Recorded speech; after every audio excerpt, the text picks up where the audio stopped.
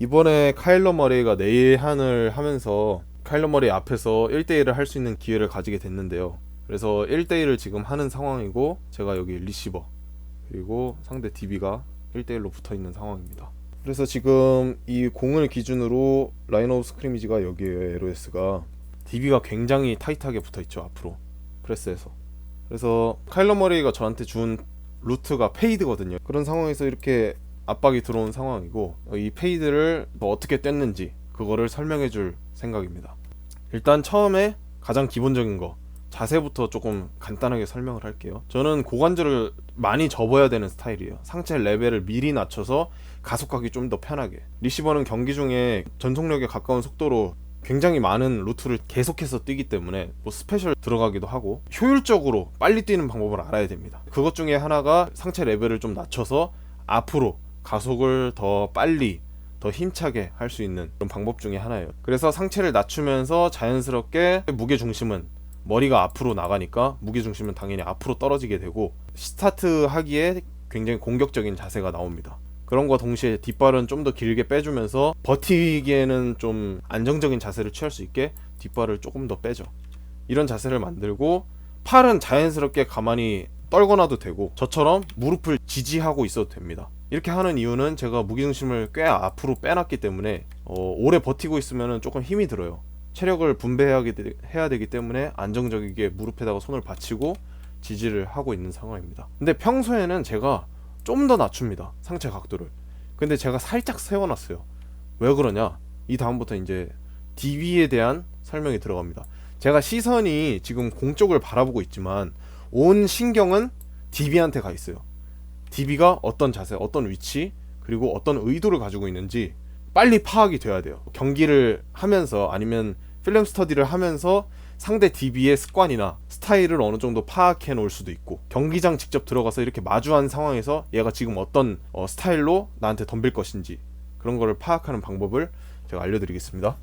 가장 처음에 기본이 되는 거는 얘 위치예요.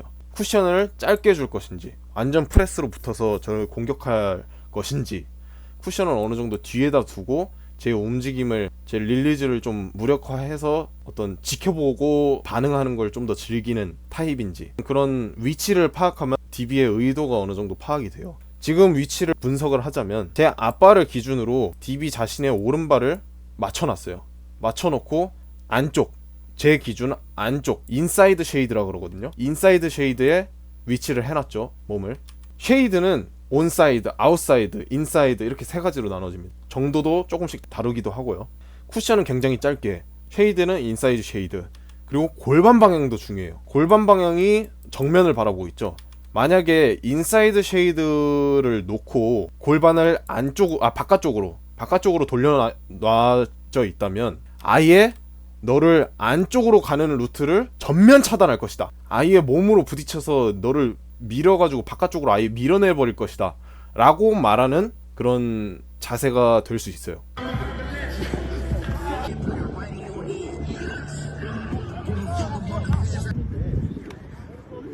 어디야 어디?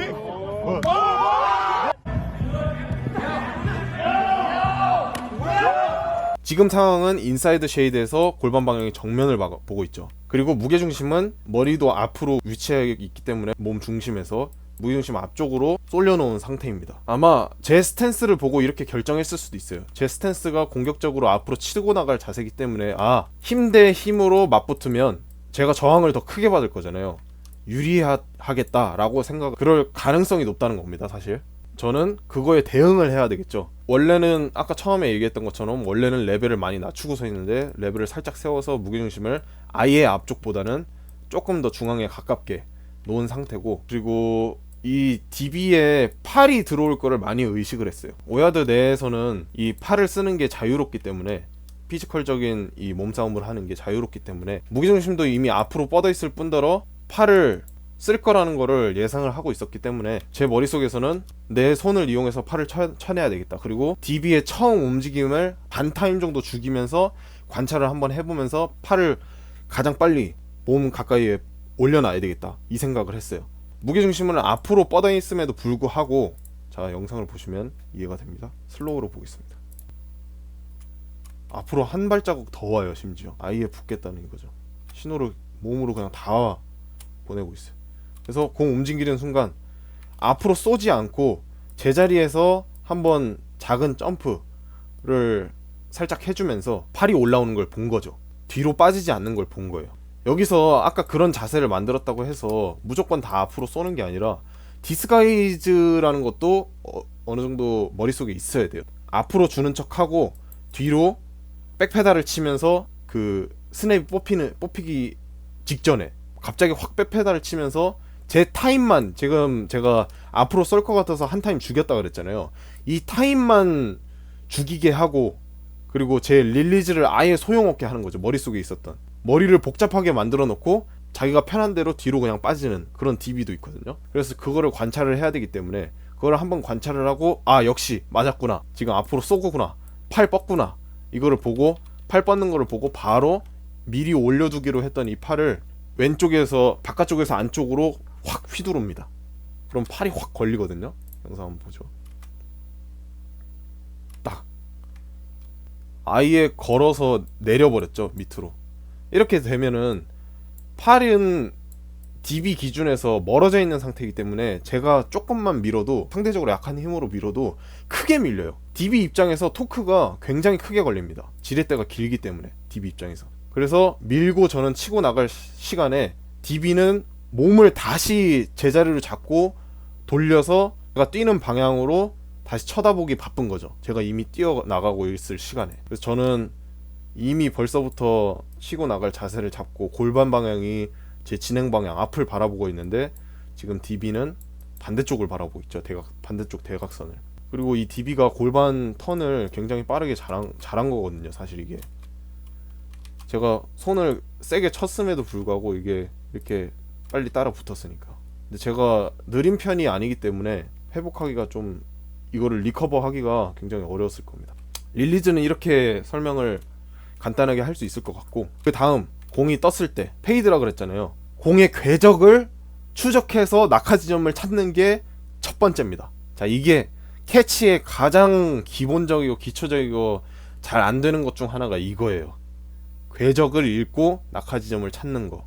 특히 페이드 같은 경우, 볼이 높게 떠서 오는 경우, 페이드, 포스트, 코너 뭐 이런 거.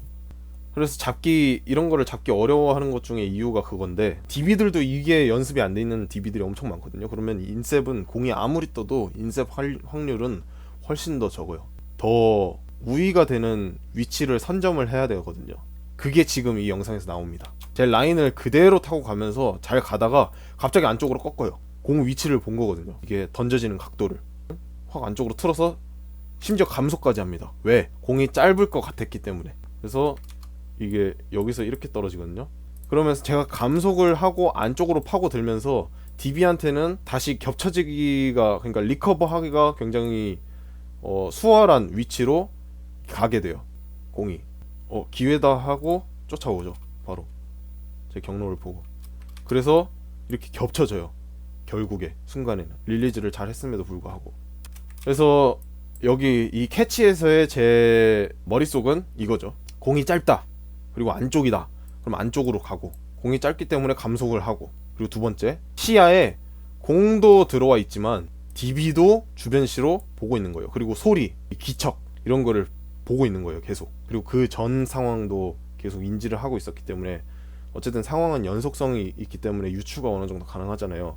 아, 이렇게 내가 감속을 하면은 바로 DB가 따라 붙겠구나, 이런 게 동시에, 이 상황 자체가 좀 객관적으로 동시에 머릿속으로 그려지는 거예요. 그래서 앞에 이 공이 떨어질 위치에서 이런 생각을 했었어요. 좋은 위치를 선점해서 좀 더 유리한 위치에서 몸으로 막으면서 캐치를 해야 되겠다. 그게 첫 번째였고, 두 번째는 레이트핸드, 손을 늦게 뻗어야 되겠다. 이 DB 친구가 이날 원온원 했던 그 플레이들을 보면은 몸도 깊게 잘 들어오고 되게 공격적이고, 그리고 끝까지 리커버해서, 조금 놓쳤더라도 끝까지 리커버해서 공을 잡는 그 리시버의 손이 뻗어지는 순간에 동시에 손을 거기다가 집어넣으면서 공을 다시 낚아채는, 오히려 인셉 기회로 만드는 이 능력이 되게 좋더라고요, 다른 선수들에 비해서. 그래서 지금 당장은 그거를 모르고 있었지만 어쨌든 미국에서 플레이를 하다 온 선수였기 때문에 최대한 안정적이게 잡아야 되겠다는 생각을 갖고 아까 말했던 유리한 포지션을 먼저 선점하는 거, 그리고 레이트핸드, 이 두 가지를 생각하고 있었어요. 자, 여기서 말하는 유리한 위치라는 거는 뭐냐면, 공이 만약에 이렇게 오잖아요. 공 위치에서 멀리서 잡으면은 발 쪽으로 아니면 몸 쪽으로 떨어지는 공을 잡을 수 있고, 아예 바로 밑, 공이 떨어지는 바로 밑에서 잡으면 머리면 뭐 가슴 요쪽에서 받을 수 있어요. 근데 제가 좀 더 안쪽에서 들어가면, 제가 좀 더 안쪽으로 파고 들어가면 제가 점프해서 받을 수 있는 위치가 돼요. 머리 위에서 받을 수 있는 위치. 이게 가장 유리한 포지션입니다. 왜 그러냐면 DB가 뒤쪽에서 쫓아오면, 그러니까 제가 지금 이 상황인 거죠. 뒤쪽에서 쫓아오는 순간에 제가 앞 위치를 먼저 선점해버리고 점프해서 받게 되면 DB는 딱히 할 수 있는 게 없어요. 이미 그 위치에 못 들어가 있기 때문에, 제가 저라는 벽이 막고 서 있기 때문에.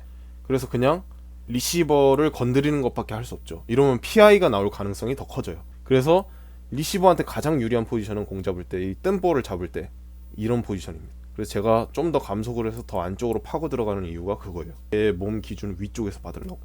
이게 5대5 경합 싸움에서 진짜 중요합니다. 그래서 그런 위치를 잡으려고 안쪽으로 파고 들어서 레이트핸드, 손을 계속 내리고 있다가 공이 요만치 왔음에도 불구하고 내리고 있다가 최대한 늦게 뻗을 생각을 했어요. 그 기준은 사람마다 다르겠지만 제 기준에서는 최대한 늦게 뻗으려고 했습니다. 캐치는 안정적으로 하면서 대신에. 그래서 이따가 제 손이 올라오는 걸 보고 그제서야 이제 손을 뻗기 시작하죠. 근데 아까 얘기했듯이 몸 가까이에서 잡을 생각을 안 하고 머리 위에서 잡을 생각을 했기 때문에 좀 더 감속을 해서 몸으로 그냥 아예 그 진로 방향을 막아버렸어요. 그리고 나서 이렇게 해서 막아버리니까 제 실린더가 지금 막고 있죠. 막고 있기 때문에 막혀있는 상태에서 최대한 손을 뻗어도 공에 손이 안 닿아요, 지금 보면. 그래서 저는 어떤 몸 대 몸으로 경합은 들어왔지만 손 대 손으로 공을 잡는데 어떤 방해는 받지 않았죠. 이런 안정적인 캐치가 가능해집니다.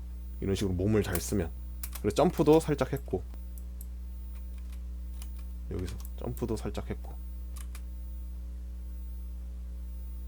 안정적이게 지키고, 안정적으로 지킨 상태에서 여유있게 캐치를 했기 때문에 DB는 아예 무너뜨렸는데 근데 저는 오히려 제 실린더를 굳건하게 지키면서 캐치를 했기 때문에 캐치를 하고 나서도 런이 되는 거예요. 이렇게 열려버리면, 원온원 상에서 이렇게 열려버리면 터치다운도 가능한